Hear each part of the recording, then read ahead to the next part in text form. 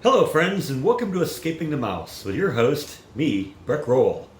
Okay, so I've been trying to find out some of the history about Waco, Texas, and I found a website that has a list of all the historical markers in the area, and I found one that's really close by here. It doesn't really say what's there or what it's all about or anything like that, but it shows where it is, and it's basically just hidden behind a Burlington coat factory store. So I want to go over there and look at that and see what that is all about, see if we can figure out what it is. It might be nothing, I might not even be able to find it, but we're going to go look for it. And even if we don't find it, I discovered that there's a really kind of a cool Halloween store over there. So worst case scenario, we'll go over and explore the Halloween store and maybe get some ideas for Halloween this year. So come on, this is going to be fun. So I ended up doing a little bit more digging into this historical marker kind of thing, and the truth is I don't know if there's actually anything even there. I looked at the area on Google Street Maps, and doesn't appear to be any kind of a marker at the area. The only thing I can see is like a sewer head, so I don't know, might not be anything, but we're gonna go check it out anyway just to see. And like I said, we've got that Halloween store we can go check out. That'll definitely be fun. All right, so we're here. This is the Burlington Coat Factory I was telling you about. And the marker on Google Maps shows it right beneath these two trees, either this tree or this tree. It actually shows it right beneath this tree. But like I said, when I was looking at it on Street View, you know, all I see was the fire hydrant and the sewage drain there, the flood control drain. I don't see any markers out here. Now, sometimes what they do is when they put one of these markers out here and they identify it on the map, they don't actually necessarily put the dot on the map where it should be. So I think what I'm going to do is just wander around the property here, see if I can find it. That is, of course, assuming that there's anything to find. Now, the truth is I want to get this done really quick too, because this is a really, really hot day out. It's about 99 right now, and so obviously I'm not going to want to spend a whole bunch of time walking around out here, but you know, we'll at least see if we can find something. Sanitary sewer, those are just two words you don't usually see together, huh?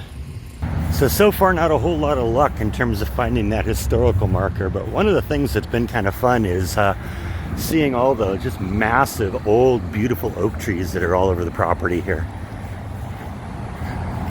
And actually I don't think that's even an oak tree now that I'm getting close to it. No, that definitely is an oak tree, but it's old and beautiful though. Look at that thing. Got to be at least a century old. I don't know what it is exactly, but it's got these berries or the fruit on it. I don't know. Maybe someone can help me identify this. All right, I've been around the whole property now. There are no historical markers, at least on the perimeter. Let's try and head over to that Halloween store and see if that's there. I'm hoping to get better luck with that. So what I meant by I hope that the Halloween store pans out is that this is where the map says it is, and it says Toys R Us. So now I know Toys R Us went bankrupt recently, so it's very possible that this is just an empty storefront that's been taken over by a Halloween store, but I don't know. We won't know until we get in there. It seems pretty quiet there, but when I did pull up, there were a couple of cars in the parking lot. So maybe they just haven't covered up the sign. That wouldn't be the first time that that's happened. Back at home in California, there was a Tower Records that went bankrupt. And for several years afterwards, there was a Halloween store that operated in that place.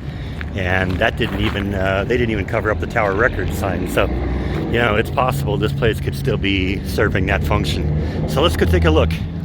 Thing is, usually once they've put something else on, they at least put a sign in front to say what it is. So who knows? Well, it did look like there was a Halloween store here at some point, because there's a sign for a clearance event, but maybe it was one of those things that just went bankrupt and they're not there anymore. Could also be one of those places that since Halloween is a very seasonal thing, maybe the Halloween store is only here, you know, in the month or so before Halloween.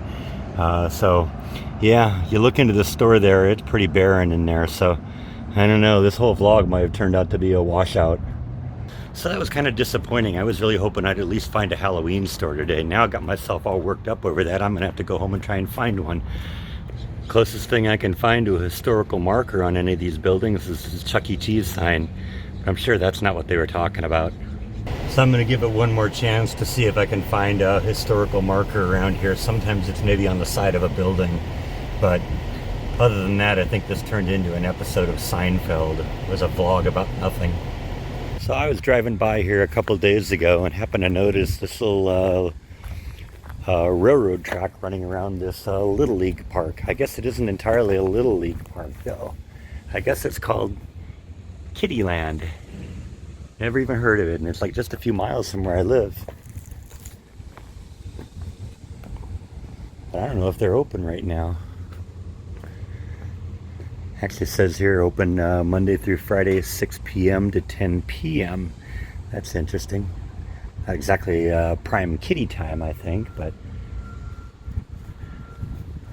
I don't know. It looks like kind of a lot of fun things in there to do.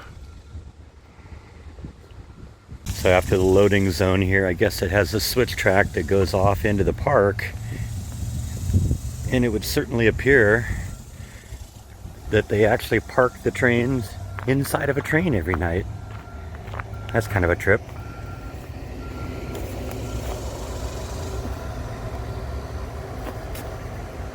They have a go-kart track too. That might be kind of fun. I might actually have to come back here and check this place out, assuming it's open.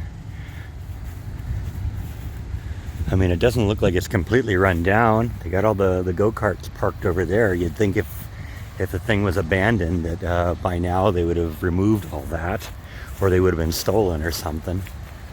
Looks like we got some pretty good wind damage here. Looks like it's pretty recent too, because the leaves don't look completely dead yet. Well, I mean, they're dead, but recently dead. Might have been that windstorm that blew through here a few weeks ago. I see they got rhinos here. This one seems to have broken his nose and had it glued back on. Don't worry, I'm in no danger though. He's actually tiny. Here, kitty, kitty, kitty. So I guess this is a mini golf course. I'm thinking that looks like an old abandoned swimming pool. But when I come back here and I see a bunch of old abandoned canoes here, I wonder if it's like a canoe lake or something like that. Who knows? So I guess Disneyland isn't the only place that has stray cats that just kind of live around and keep the mouse population under control. I've seen a couple of them here while I've been here. This one seems actually pretty friendly.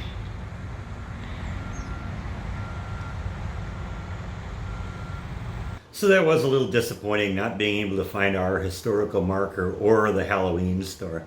Now, as I was in the parking lot of that Toys R Us, I actually did an internet search to see if I could find another Halloween store. And the only one that's listed in Waco is at that location. So I'm guessing what happens is they're probably only in there maybe 1 month a year. Probably in the month of October they do it. And the rest of the year they're kind of shut down. Or find some other place, because obviously with a store that size you're not going to want to lease that when the bulk of your business is all going to happen at one time. But that kiddie theme park that we found, that looked pretty cool. Might have to go check that out some night. Looking at the hours, yeah, it's only 6 to 10 during the weekdays, but on weekends it seems like it opens like at 11. It's open till later in the evening, and then Sunday it's like 1 to 10:30 or something like that. So, you know, I guess it's just a trade-off. You got to decide: do you want to be out there in the sweltering heat, or do you want to be there at night and be eaten by insects? So, I don't know. Maybe we'll choose the latter at some point. Anyway, I think that's all I have for today. Thank you as always for watching, and I'll see you next time on Escaping the Mouse. Good night. So Bite and Nibble, do you have anything you guys want to add? No? All right, go back to sleep.